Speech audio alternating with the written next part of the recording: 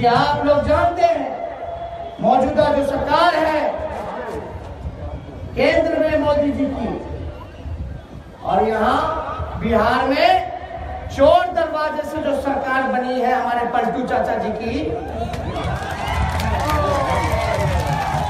आप लोग जानते हैं कैसे सरकार बनी। जनादेश का अपमान किया गया। आज जो है डबल इंजन की सरकार कहा जा रहा है, डबल इंजन की सरकार। एक और इंजन अपराध में है तो दूसरा इंजन भ्रष्टाचार में है। आप लोग जानते हैं जो सरकार में बैठे लोग हैं, ये लोग पूरी तरीके से आरक्षण विरोधी, संविधान विरोधी, गरीब पिछड़ा दलित विरोधी, आदिवासी विरोधी लोग हैं। ये लोग नहीं चाहते कि गरीब जो है तरक्की करे, गरीबी मिटे। ये लोग नहीं चाहते कि गरीबी मिटे, बल्कि ये लोग तो चाहते हैं गरीबी मिट जाए। इसलिए ये लोग गरीब को खत्म करना चाहते हैं। आज जो समाज में अंतिम पैदान पे खड़ा व्यक्ति है, आज हम लोगों की लड़ाई है कि उसको मुख्य धारा में लाना है। और आपके नेता लालू जी ने आपकी लड़ाई लड़ने का काम किया। 90 से पहले क्या बिहार था? किसी को बोली नहीं थी, किसी को खटिया पे बैठने का अधिकार नहीं था।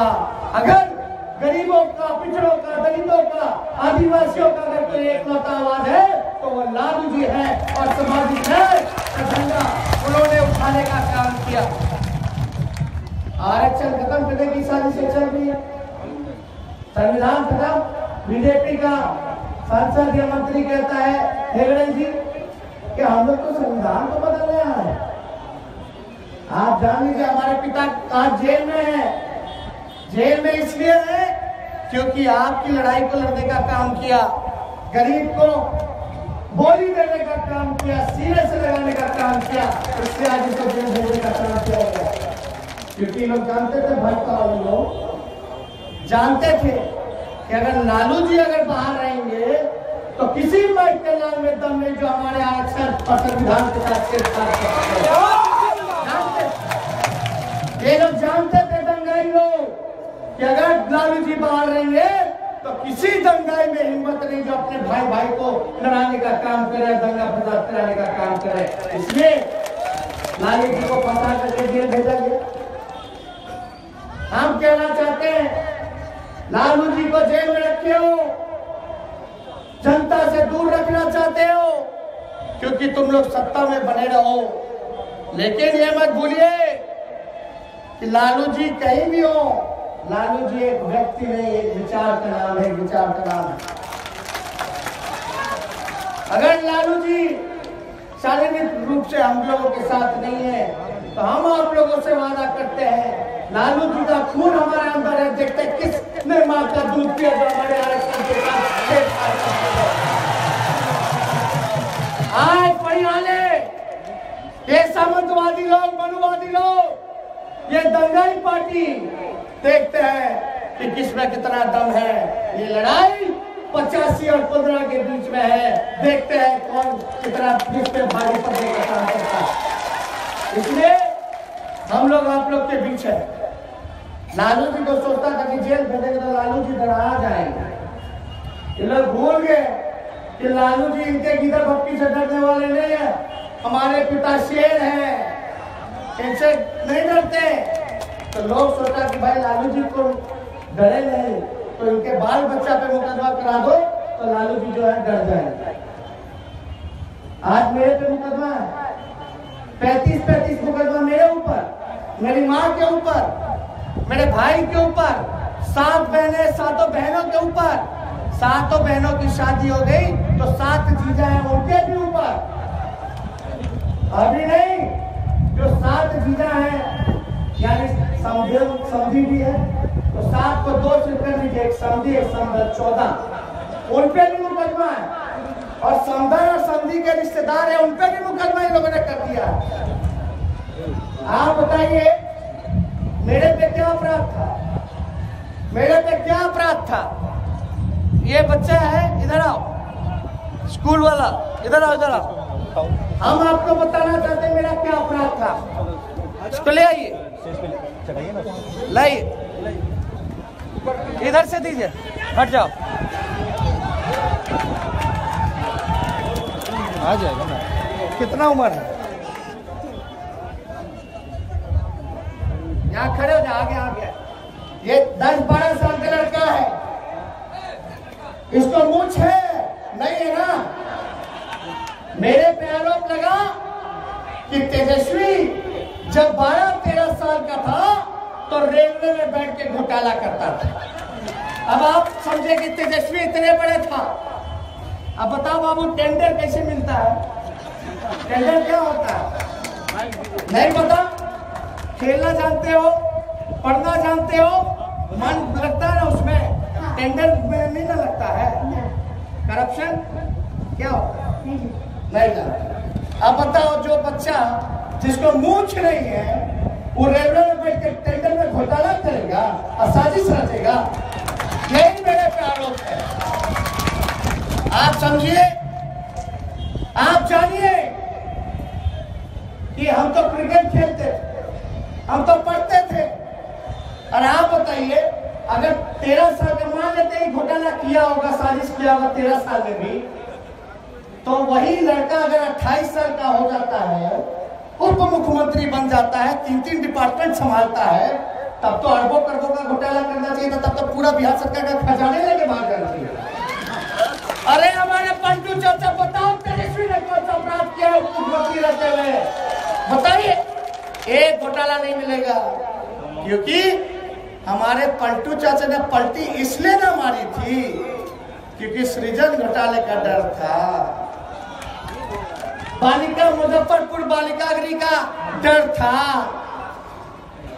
आज डरता कौन है? जो झूठा है, जिसने अपराध किया हो। लालू जी और हम लोग लड़ाई लड़ रहे हैं क्योंकि हम लोग सच्चे हैं, ईमानदार हैं, और ईमानदार लोग किसी के सामने डरता नहीं है, किसी के सामने झुकता नहीं है। लेकिन जो बेईमान होता है, डरपोक होता है, वही ना शरण में जाता है। तो मोदी जी के शरण में क्यों गया? नीतीश जी गए कि नहीं गए? डर के गए कि नहीं गए? तो आप जानिए, आप समझ लो, बीजेपी में जो चला जाता है वो राजा हरिश्चंद्र हो जाता है। हम लोग तो सुनते थे कि गंगा जी का डुबकी लगाएगा तो सारा पाप धुल जाता है, लेकिन आप भाजपा में चले जाओगे तो सारा पाप धुल जाता है। आज देखिए, नीतीश जी राजा हरिश्चंद्र बने हुए हैं। बिहार के राजा बने कि नहीं बने? मुख्यमंत्री, क्योंकि भाजपा से हाथ मिला ली। अगर भाजपा से हाथ नहीं मिलाते तो आज सृजन घोटाला में जो उन्होंने चोरी की है, क्योंकि सही में उन्होंने चोरी की, अगर हम लोग चोर बेईमान होते तो हम भी तो लालच होता हमारे अंदर, लालू जी के अंदर, तो हम भी भाजपा से मिल जाते, बिहार के मुख्यमंत्री होते। लेकिन अपने विचार से, अपने सिद्धांत से, अपनी नीति से हम लोगों ने समझौता नहीं किया। लेकिन दूसरे तरफ हमारे चाचा जी समझौता पे समझौता, ना कोई विचार है, ना कोई नीति है, ना कोई सिद्धांत है। 4 साल में 4 सरकार बना दिए, आज तक हिंदुस्तान में ऐसा नहीं हुआ। इसलिए हम आप लोगों के बीच आए, जनता की अदालत में आए। जनता की अदालत में ना तो तारीख तय होता है, ना तो सुनवाई होती है, सीधे फैसला होता है, और फैसला आप लोगों को करना है, न्याय आप लोगों को करना है। यार नीतीश चाचा क्या काम कर रहे हैं, नहीं कर रहे हैं, नहीं बताने की जरूरत। 4 साल में जब 4 सरकारें बनेगी तो विकास कैसे संभव है? आप जानो नीतीश जी का क्या काम है?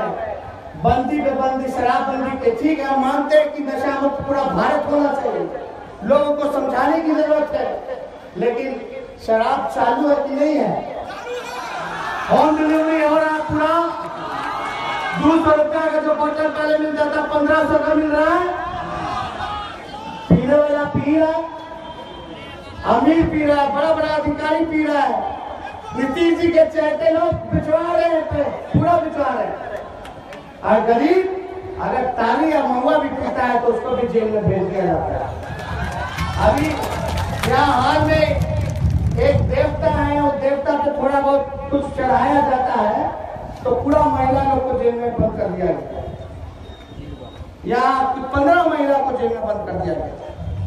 तो आप लोग जानिए कि ये सरकार जो है माफियाओं की सरकार। अब इसलिए कहते हैं कि 1500 रुपया जो कीमत मिल रहा है, पहले 200 था, ये सारा बीच का पैसा कौन उठाया? सब पलटू चाचा जी के खाते में जा रहा है। पूरा कमीशन बड़ी बढ़ा हुआ है, भ्रष्टाचार बढ़ा हुआ है। आज जाति प्रमाण पत्र बनवा लो तो उसमें भी आप लोगों को घूस देना पड़ता है कि नहीं देना पड़ता? ये हमारे चाचा कहते थे पहले कि मिट्टी में मिल जाऊंगा लेकिन भाजपा में नहीं जाऊंगा। बोलता था कि नहीं बोलते थे? अरे भाजपा में तो मिल गए, लेकिन अब मिट्टी में मिलाने की बारी आप लोगों की है, आप लोगों की है। आप जानिए ये लोग जो हैं चौकीदारी कर रहे हैं, चोरी बन गया है चौकीदार। नीरव मोदी भाग गए हजारों करोड़ रुपया लेके, ललित मोदी लेके भागे, विजय चौकसी भागे, विजय माल्या भागे, सब लोग भागे पैसा लेकर के। आप लोगों का आपका इन्हें पूरा 19 बैंकों को इन लोगों ने लूटने का काम किया है। और हमारे प्रधानमंत्री जी कहते हैं कि हम चौकीदार हैं। तो ये चोरी लोग चौकीदार बना। यहाँ सृजन चोर सुशील मोदी जी, नीतीश कुमार, ये सब चौकीदार बने जिन्होंने बिहार का खजाना लुटवाने का काम किया। इसलिए हम ये कहना चाहते हैं कि भले ही लोग अपने आप को चौकीदार समझे, लेकिन ये बात लोग जरूर समझे कि देश की जनता, बिहार की जनता थानेदार है। अगर चौकीदार ने गलती करने का काम किया है तो थानेदार उसको बख्शने का काम नहीं करेगी, छोड़ने का काम नहीं करेगी। आप लोग सजा दीजिएगा ना, न्याय कीजिएगा ना। और यहाँ एक चीज से ध्यान रखिएगा, ये जितना ये सब है रोजगार की बात करते थे, रोजगार मिला किसी को 2 करोड़ कहते थे रोजगार देंगे एक साल। आज मोदी जी के दौर में सबसे ज्यादा बेरोजगारी दर बढ़ा है। जिसको रोजगार था उसका भी रोजगार छीन लिया गया। हमारे नौजवान डिग्री लेकर के घूम रहे हैं लेकिन कुछ नहीं होता। अब मोदी जी बोलते पकौड़ा छान, पकौड़ा छान। चलो अब पकौड़ो छान लेंगे। अगर घर की स्थिति ठीक नहीं है आर्थिक रूप से, घर में भूखे मर रहे तो पकौड़ों का दुकान लगा लेंगे। लेकिन मोदी जी कम से कम पकौड़ा का दुकान लगाने के लिए ठेला चाहिए होता है, सामग्री चाहिए होता है। 15-15 लाख रुपए का वादा किए थे, कम से कम 2-3 लाख रुपए का बोलिए करा दीजिए और लोग पकौड़े का दुकान खोल देंगे। लेकिन साल में अगर 2 करोड़ लोग अगर पकौड़ा बेचने का काम करेंगे तो पकौड़ा क्या खाएगा? कौन खाएगा पकौड़ा? हर घर में पकौड़ा बनाने वाला मिलेगा कि नहीं मिलेगा? तो उसका दुकान चलेगा बाहर। 2 करोड़ यानी 5 साल में 10 करोड़ लोग पकौड़ा बेचेंगे तो कहां से खाएगा? तो इन लोगों ने बेवकूफ बनाने का काम किया। आज मुद्दे पे बात नहीं होती। माफ कीजिएगा, कुछ मीडिया जो है सबको हम नहीं बोलते, लेकिन कुछ लोग जो है सिर्फ और सिर्फ मोदी जी का चमचाई करने में लगे हुए हैं। सिर्फ और चमचाई, सच को नहीं दिखाते, मुद्दे की बात नहीं करते, मोदी की बात करते। हम कहते हैं मुद्दे पे मत आइए, मोदी पे मत आइए, मुद्दे पे आइए। और वो लोग कहते हैं मुद्दे पे मत आइए, मोदी पे आइए। मोदी चाय वाला तो मोदी जी, मोदी जी, मोदी जी। क्या मोदी? आप बता दो आपकी जिंदगी में क्या सुधार हुआ है मोदी जी के रहते हुए? महंगाई बढ़ा कि नहीं बढ़ा? बढ़ा है कि नहीं? पेट्रोल डीजल, आज किसानों पे चर्चा हो रही है। किसानों को खाद नहीं मिल रहा, किसानों को सही मूल्य नहीं मिल रहा, किसान जो है कर्ज का माफ नहीं किया जा रहा। किसानों की स्थिति हो गई है कि वो आत्मदाह करने में मजबूर हो गए। तो क्या हो रहा है? तो काम हुआ ना, बेरोजगारी की बात की जा रही है। चर्चा किस पे हो रही है? हिंदू, मुस्लिम, सिख, ये पाकिस्तान, आपका कश्मीर, मंदिर, मस्जिद, यही चीजों पे चर्चा चल रही है। ना बेरोजगारी पे, ना किसानी पे, ना मजदूरों की जिंदगी बेहतर बनाई जाए, गरीबी कैसे दूर की जाए, दिशा देश आगे कैसे बढ़े, इस पे चर्चा नहीं हो रही। इसलिए ये लोग जब जवाब इनके पास नहीं बनेगा ना, मुद्दा पे अगर आप लोग आओगे तो इनके पास कोई जवाब नहीं होगा देने के लिए। इसलिए ये लोग कश्मीर, पाकिस्तान, हिंदू, मुस्लिम, यही सब बात करने का काम करते हैं। आप जानते हैं एक चुटकुला चला हुआ था कि राम जी को हिचकी आता है, स्वर्ग में बैठे हुए थे। तो सीता मैया पूछते हैं प्रभु हिचकी कहाँ आया? तो राम जी बोलते लगता चुनाव पास में है, बीजेपी याद कर ली। आप जानिए ये लोग वो लोग हैं आपस में जहर फैलाने का काम करते हैं, समाज को लड़ाने का काम करते हैं, भाई भाई में लड़ाने का काम करते हैं। ये देश सबों का देश है, चाहे हिंदू हो, मुस्लिम हो, सिख हो, ईसाई हो, ये देश को सब लोगों ने अपना खून देकर के सींचने का काम किया है। और आप लोग सब लोग जानते हैं कि हमारा देश में अलग अलग संस्कृति है, अलग अलग भाषा है, अलग अलग दिखने में है, अलग अलग जातियां हैं। इसलिए हम सब लोग मिलकर के एक रहते हैं। तो इसलिए दंगाइयों से सावधान रहने की जरूरत है। तो ज्यादा कुछ ना कह के हम अपनी बात को जल्दी खत्म करेंगे, लेकिन एक बात हम जरूर कहेंगे कि जब पिताजी को जेल भेजा जा रहा था तो हम लोगों को हम साथ में निराश थे। उन्होंने कहा बेटा निराश मत होना, अगर निराश हो गए तो सीधे अपने मालिकों के बीच चले जाना। आज हम अपने मालिकों आप लोगों के बीच आए हैं, न्याय मांगने आए हैं, और मुझे पूरा भरोसा है कि आप लोग न्याय करने का काम कीजिएगा ना। और हम एक नारा लगाएंगे, साथ में साथ दीजिएगा कि नहीं दीजिएगा? लेकिन दोनों हाथ उठा करके बोलना होगा। हम बोलेंगे भाजपा भगाओ, आप बोलेंगे देश बचाओ। भाजपा भगाओ, देश बचाओ। भाजपा भगाओ, देश बचाओ। भाजपा भगाओ, देश बचाओ। पीछे से भी हाथ उठाइएगा। हम बोलेंगे बेरोजगारी मिटाओ, तो आप बोलेगा आरक्षण बढ़ाओ। बेरोजगारी मिटाओ, आरक्षण बढ़ाओ। बेरोजगारी मिटाओ, आरक्षण बढ़ाओ। बेरोजगारी मिटाओ, आरक्षण बढ़ाओ। एक और पलटू चाचा के लिए भी कह दिया जाए, लेकिन जोरदार तरीके से कहिएगा, हाँ ना? हम बोलेंगे पलटू चाचा भगाओ, तो आप बोलिएगा बिहार बचाओ। पलटू चाचा भगाओ, पलटू चाचा भगाओ, पलटू चाचा भगाओ। और आपकी अगर अनुमति हो तो पप्पू जी को अब पहले माला पहना दे जीत का। और देखिएगा आप लोगों की जिम्मेदारी है, निश्चिंत होकर के हम जा रहे हैं। लालू जी का जो संदेश है हमने आप तक पहुंचा दिया है। आपने देश को बचाने का काम कीजिए, आरक्षण को बचाने का काम कीजिए, संविधान को बचाने का। जय